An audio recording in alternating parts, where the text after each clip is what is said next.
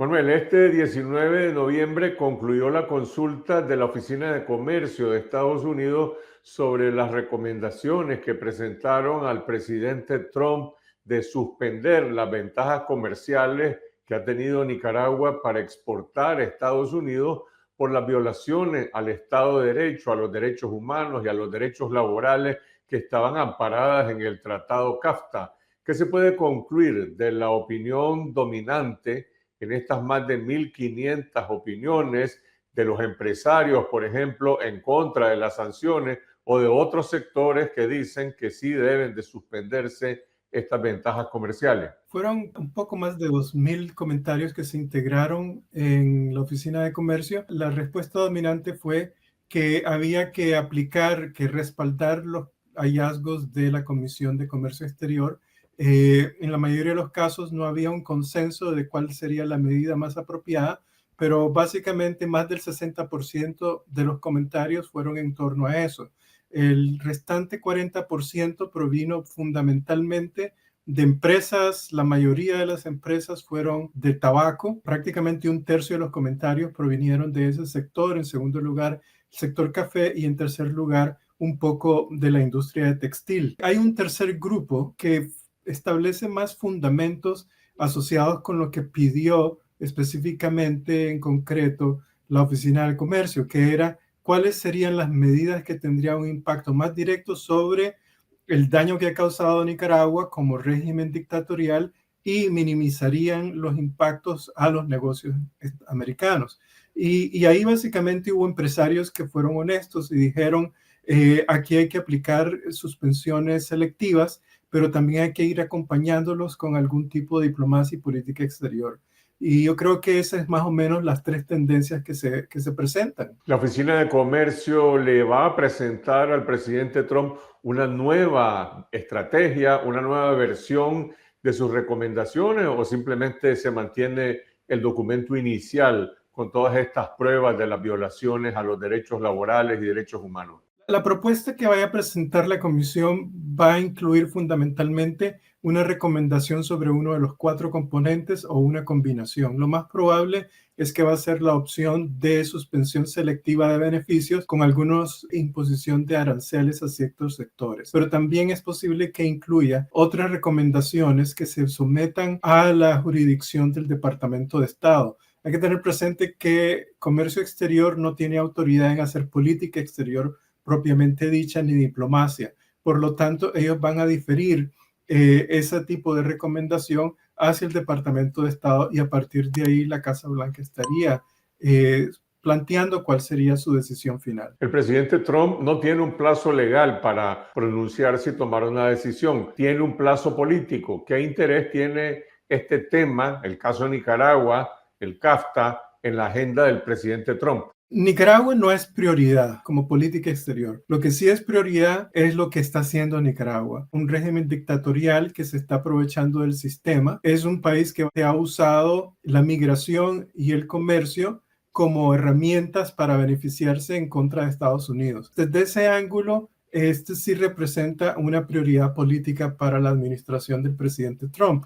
Entonces, aunque no hay un plazo definido, la probabilidad de que esto se va a definir en los próximos meses es muy alta. Es decir, que del 19 de diciembre en adelante se adopte una medida y se haga pública para principios del año siguiente. Y lo que está haciendo la administración es ser consistente. Por un lado, está acusando a Venezuela de usar el régimen como un sistema dictatorial para aprovecharse a través de la exportación de narcotráfico. Por otro lado, tenés a Nicaragua, que está usando la migración y el libre comercio como una estrategia para beneficiarse en contra de Estados Unidos. Entonces, hay una consistencia en la necesidad y la urgencia de actuar sobre estos países. ¿Qué impacto tendrían en los sectores exportadores algunos de estos impuestos selectivos, como han señalado otros, un arancel del 10% adicional al 18% que ya tienen las exportaciones de Nicaragua? Ya no se habla de la posibilidad de un arancel del 100%. La decisión gira en torno a la coyuntura política dentro de Estados Unidos, en donde hay un enfoque en reducir el efecto que pueda tener el arancel en temas de alimentos. Eso incluye café, banano, etcétera. No incluye el tabaco porque es un producto de lujo. Paradójicamente, los que hacían comentarios de no afectar el subir el precio del tabaco decían, es que ese es el único gusto que me doy.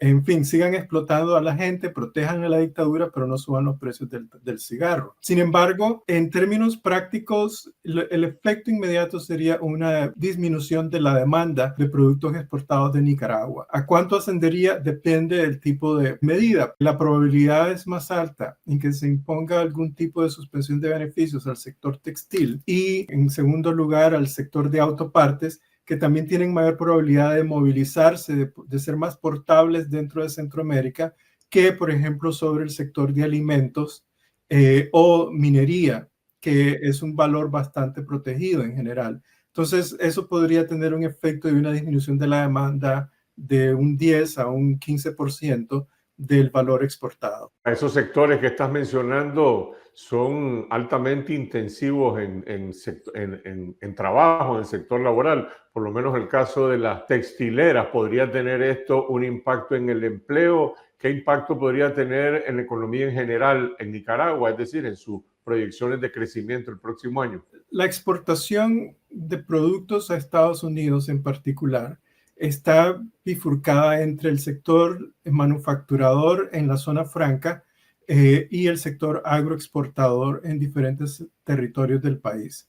En el caso de la zona franca, que son 45 parques industriales, prácticamente más del 70% de las exportaciones son hacia Estados Unidos, son textiles y son economías de enclave. Es decir, las cadenas de valor que existen en una producción, como es el caso de los textiles, en el contexto de enclave, tienen bajo impacto en la economía local porque los productos se importan, se aprovechan de la mano de obra local. Entonces sí habría un impacto en términos de la disminución del empleo. Mi cálculo podría ser una disminución de unos 10,000 trabajadores de la zona franca en un contexto en donde venía disminuyendo la presencia de empresas de la zona franca desde el 2018 y disminuyendo también la empleabilidad. Esto lo que estaría haciendo es acelerar un proceso que ya venía ocurriendo inevitablemente por diferentes razones, fundamentalmente la inseguridad jurídica que existía en Nicaragua. Ese es el contexto básicamente en donde vas a ver que sí hay un impacto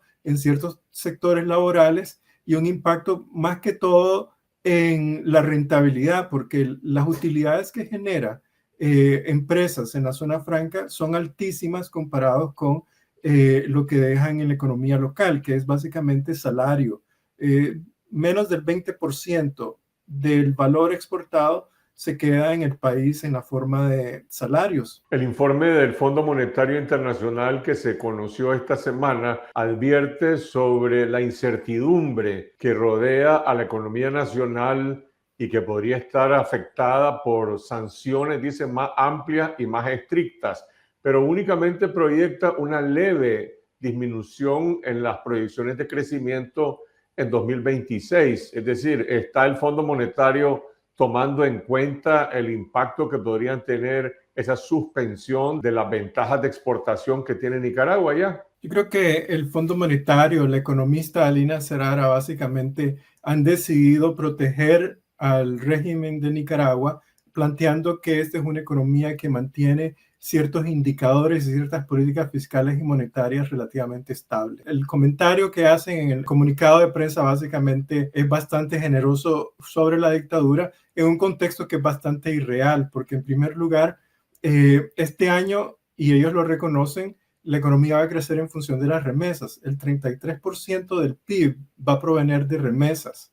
Es un crecimiento casi de 3%, 3 puntos porcentuales. En segundo lugar, hay un aumento de las exportaciones, pero es un aumento que se produce de manera previsoria frente al aumento de aranceles que se venían produciendo ya en la economía global desde Estados Unidos. Entonces, el próximo año lo que va a ocurrir es posiblemente una contracción económica frente a una disminución del crecimiento de las remesas que posiblemente vaya a estar alrededor de 0 o un 2%. Y aquí hay que tener presente una cosa.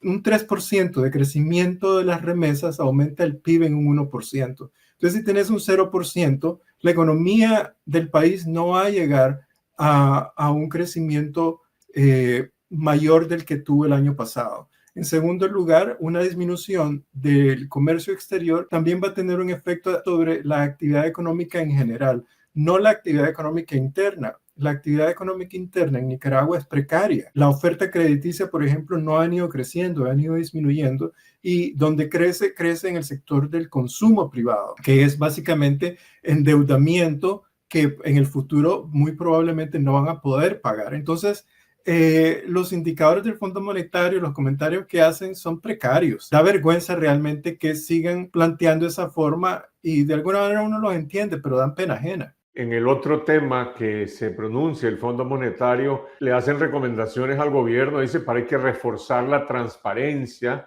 y hay que reforzar el Estado de Derecho y el clima de negocio, pero no dice nada de las causas que en Nicaragua han producido opacidad, que no hay transparencia, como son las confiscaciones, por ejemplo, de propiedades, y no dice nada sobre suspender el Estado policial, que es lo que ha demolido el Estado de Derecho. Entonces, ¿acaso están hablando de otro país? ¿Por qué tanta complacencia contra el régimen de Nicaragua? Yo creo que hay que preguntárselo a la economista del Fondo Monetario, porque yo se le he hecho la pregunta y ella sabe que Nicaragua es una dictadura y sabe que incluso ir al país hay que tenerse cuidado. Hay dos razones por las que ellos no están planteando las cosas como son.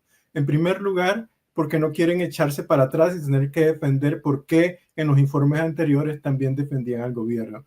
Y segundo, porque un comentario negativo o proporcional a lo que está ocurriendo en Nicaragua tendría implicaciones muy fuertes sobre la economía del país y ellos no quieren ser responsabilizados por eso. Pero cuando vos ves que una de las consideraciones muy importantes dentro del análisis macroeconómico de la autoridad del Fondo Monetario, del mandato que ellos tienen, es la gobernanza de la estabilidad económica del país, incluye 4 indicadores importantes. 1, la independencia del Banco Central. 2, la independencia del sector financiero. 3, la estructura reguladora del mercado. Y 4, el cumplimiento del Estado de Derecho en Nicaragua. Si vos aplicas el checklist para el caso de Nicaragua de manera rigurosa, te vas a dar cuenta que no hay independencia. Solo un ejemplo nada más. El año pasado, en diciembre del año pasado, cuando Nicaragua decidió fusionar la superintendencia de bancos con el Banco Central, ahí desaparece la independencia. Es más, también introducen un mecanismo en donde ellos penalizan a aquella institución financiera que se abstenga de mantener relaciones económicas con aquellas personas sancionadas y los acusa de ser traidores a la patria.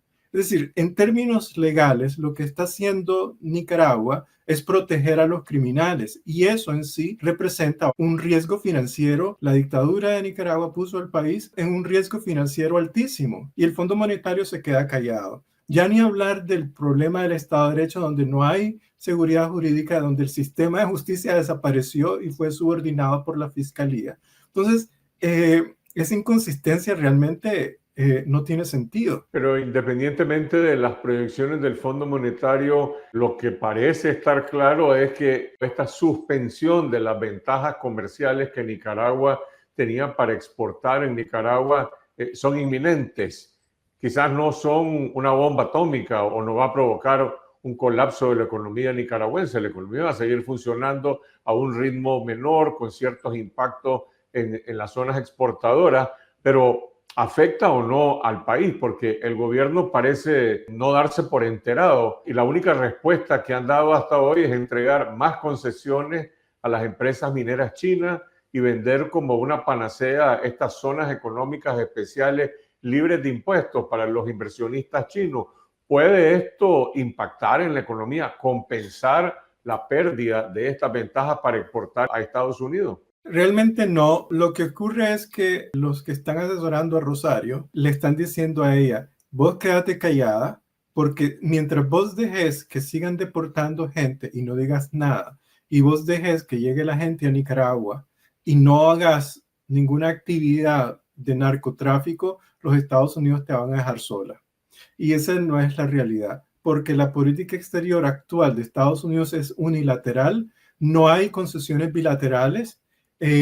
Hubo una decisión específica en un solo contexto que tiene que ver con CAFTA, que desde mayo básicamente los países miembros de CAFTA empezaron a negociar bilateralmente, con la excepción de Nicaragua, con Estados Unidos. Todo esto ya estaba definido, era inminente, pero el régimen tiene esta mentalidad de que mientras ellos, su círculo de poder, se siga enriqueciendo, y eso la apuesta que hacen es a través de China, todo va a estar bien. La realidad es muy diferente. Desde el punto de vista comercial, China lo que ofrece son productos que Nicaragua produce.